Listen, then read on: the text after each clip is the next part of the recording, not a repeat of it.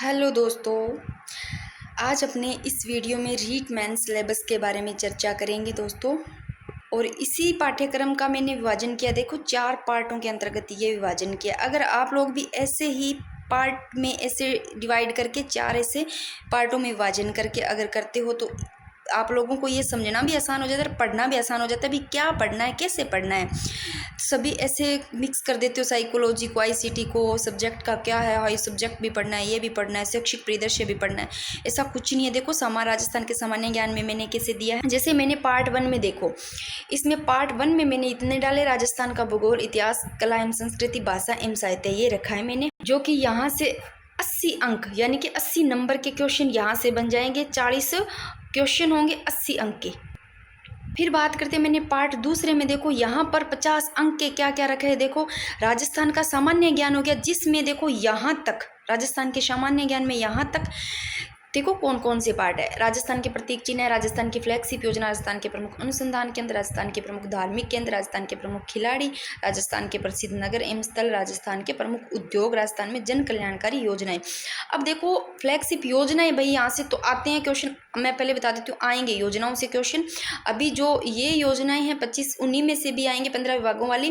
और बाकी रहे, आप लोगों को लगता होगा भाई ये यहाँ जन कल्याणकारी और दे रखी है, फ्लैगशिप योजनाएं दे रखी है, क्या चीज़ है, कुछ नहीं है, घूम फिर के वो एक ही चीज़ आ जाती है। अगर इस चीज़ की बात करते हैं राजस्थान में जन कल्याणकारी योजनाओं से, देखो एक तो मैं बता देती हूँ, यहाँ से क्वेश्चन बनेंगे और वैसे यहीं से इन्हीं में से करंटली पूछ लिए जाते हैं। देखो 9, 10 क्वेश्चन तो वैसे ही है करंट के, यानी कि 9, 11, 10 ऐसे मान लो। उसके अलावा ही यहाँ से पूछ लिए जाएंगे। वो कैसे बन जाएंगे यहाँ से मैं बताती हूँ, इनसे करंट के कैसे क्वेश्चन बन जाएंगे। एक बात करते हैं इसमें, राजस्थान में जन कल्याणकारी योजनाओं के अंतर्गत इसमें एक तो राजस्थान में केंद्र और राज्य सरकार की विद्यार्थी जो कल्याणकारी योजना है ना, समितियां और उनके पुरस्कार हैं, वहां से क्वेश्चन पूछ लिए जाएंगे, पुरस्कार से और योजनाओं से।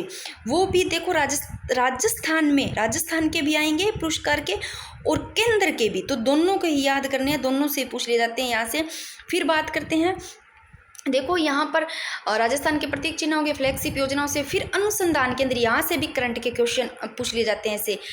देखो अनुसंधान केंद्र तो है जो सारे हैं, करंट के क्वेश्चन भी कैसे बन जाते हैं, जैसे अभी मरु महोत्सव का सम्मेलन और उष्ट्र जो अनुसंधान केंद्र है उनसे क्वेश्चन पूछे जाएंगे, वैसे पूछ लिए जाते हैं। फिर प्रमुख धार्मिक केंद्र आ गया, प्रमुख खिलाड़ी, अब इनसे देखो खिलाड़ियों से क्वेश्चन पूछे जाते हैं, आएंगे, ये बहुत ज़्यादा इंपॉर्टेंट है। तो अब खिलाड़ियों से कैसे क्वेश्चन, इनके जो अवार्ड्स है, जैसे पद्म पुरस्कार हो गया, अर्जुन अवार्ड्स हो गए, इनसे करंटली क्वेश्चन पूछ लिए जाएंगे। और रहे बात, तो पहले भी यहाँ से देखो क्वेश्चन बने हैं, जैसे अवनी लखेरा से क्वेश्चन बना है, और अभी जैसे मोना अग्रवाल का है, तो बहुत ज़्यादा इंपॉर्टेंट है, इन चीज़ों को पढ़ना है, यहाँ से क्वेश्चन बनते हैं। इनके बात करें अगर खिलाड़ियों की, तो इनके देखो एक तो ये कहाँ से है वैसे, और दूसरी बात पुरस्कार से, इनके अवार्ड से, ठीक है ना, और कौन से खेल में क्या चीज़, इन सब से क्वेश्चन पूछे जाते हैं। इन सबको पढ़ेंगे, मैं इनके लिए भी अलग से वीडियो बना दूंगी। ये सारे मैं सोच रही हूँ इनकी एक अच्छी वीडियो सभी की ले आऊँ। और फिर नगर स्थल आगे, प्रमुख उद्योग आगे, जन कल्याणकारी योजना। फिर यहाँ पर देखो शैक्षिक परिदृश्य दे रखा है, तो शैक्षिक परिदृश्य आप लोगों को लगता होगा पता ही नहीं क्या कुछ है, कुछ ही नहीं है। ये ज़्यादा से ज़्यादा 3-4 वीडियो में कंप्लीट हो जाएगा सारा का सारा, इतने अच्छे तरीके से, और क्वेश्चन बाहर नहीं जाएगा शैक्षिक परिदृश्य से। तो यहाँ बात करते हैं शैक्षिक परिदृश्य, तो इसके अंतर्गत देख लो शैक्षिक परिदृश्य हो गया, बाकी मैंने सारे बताए। और एक निःशुल्क एवं अनिवार्य बाल शिक्षा अधिकार अधिनियम और एक सामयिक विषय, ये सारे आ जाते हैं इसी के अंतर्गत, राजस्थान के सामान्य ज्ञान के अंतर्गत, जो कि 50 अंक के।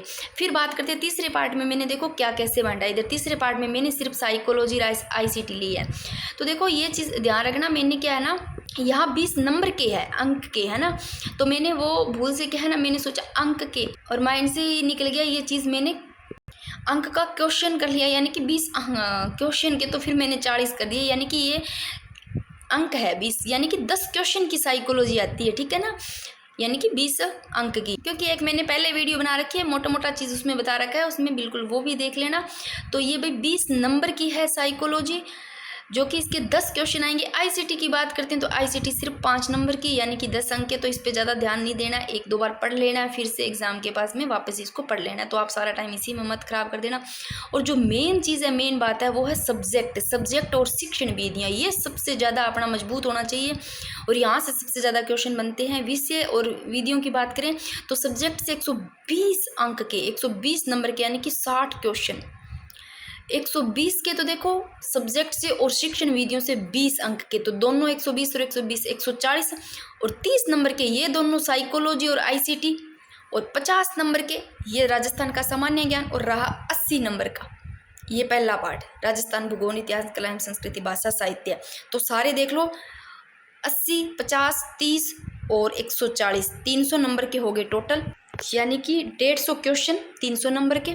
इसी में से देखो इसमें से ही ज़्यादा कम हो जाता है इसका, ये आप लोगों को अगर पता नहीं, राजस्थान का भूगोल है ये सबसे ज़्यादा यहाँ से क्वेश्चन आते हैं ज्योग्राफी से। ज्योग्राफी के मुकाबले इतिहास के कम आते हैं थोड़े, पर कई बार ज़्यादा कई बार कम ऐसे पूछ लिया जाता है, ये चीज़ फिक्स नहीं है। कला एवं संस्कृति से आर्ट एंड कल्चर है, यहाँ से भी अच्छे खासे क्वेश्चन पूछे जाते हैं। भाषा एवं साहित्य के 7-8 क्वेश्चन आते हैं, तो ये चीज़ भी बहुत ज़्यादा मायने रखती है। देख लो भाई सारी चीज़ें, पर आईसीटी है ये सिर्फ 5 नंबर की आती है। अगर आप लोग ही ऐसे इनको 4 भागों में विभाजन करके, अगर आप लोगों के से हाँ भाई विषय ऐसे इतने नंबर का आता है, इनको अलग से अच्छे तरीके से पढ़ना चाहिए। रही बात अब इस दोनों में से मैंने पार्ट को बांटा है, अगर साइकोलॉजी अच्छे से पढ़ते हो ये तो 5 नंबर की, देखो लास्ट में भी पढ़ सकते हो, थोड़ा बहुत एक पढ़ लिया कोई दिक्कत नहीं। कई बार पढ़ भी लेते हैं आईसीटी और वहाँ से इतना ज़्यादा पढ़ लेते हैं कि हाँ भाई आईसीटी क्या, आईसीटी ऐसे माइंड में रहता है, पता नहीं आईसीटी अलग से दे रखा है, और क्वेश्चन वहाँ से कितना ही पढ़ लिया और क्वेश्चन वहाँ से एक भी सही नहीं होता, आता भी नहीं जितना पढ़े में। तो ये चीज़ आपको लोगों को ध्यान रखना है, इस पर ज़्यादा ध्यान नहीं देना है। सिर्फ 5 क्वेश्चन आएंगे 10 नंबर के, कोई ज़रूरी नहीं है वो चीज़ भी आप लोगों ने इतनी पढ़ी और वहाँ से वो क्वेश्चन बन जाए। तो जो चीज़ ज़्यादा वेटेज वाली है वो चीज़ को ज़्यादा आपको ध्यान से पढ़ना है, और ये चीज़ देख लो आप लोग यहाँ से। और शैक्षिक परिदृश्य को भी अच्छे से पढ़ना है, यहाँ से ठीक क्वेश्चन आते हैं, आते भी ऐसे नहीं है अभी। अब कुछ चीज़ें तो ऐसी होती है वहाँ से अपने को लगता है अभी क्वेश्चन आ भी जाता है, नहीं भी आ जाता है, तो ये चीज़ फिक्स। अब देखो शैक्षिक परिदृश्य से आएंगे क्वेश्चन, तो आपको रट देनी चाहिए, कैसे भी याद करो ये चीज़।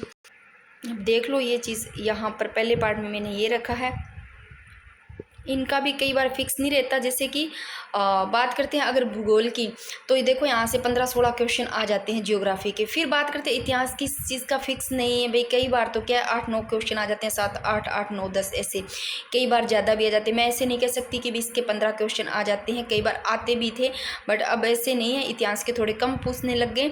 और कला एवं संस्कृति के ठीक क्वेश्चन आ जाते हैं, कई बार तो ऐसे है कम भी आ जाते हैं, कई बार ज़्यादा, कई बार 15-16 भी कई बार इससे कम आ जाते हैं, तो कम ज़्यादा इसके। और भूगोल के अच्छे आते हैं, और भाषा साहित्य के 7-8 क्वेश्चन ही आते हैं। तो इसमें अगर मेन बात करें तो सब्जेक्ट को सबसे ज़्यादा अच्छे से पढ़ना है, फिर साइकोलॉजी को और इस पार्ट को भी अच्छे से पढ़ना है, और शैक्षिक परिदृश्य का देखो यहाँ से क्वेश्चन आएगा, तो इसको अच्छे से पढ़ना है, और खिलाड़ियों को पढ़ना है अच्छे से, यहाँ से भी क्वेश्चन आएगा 100%।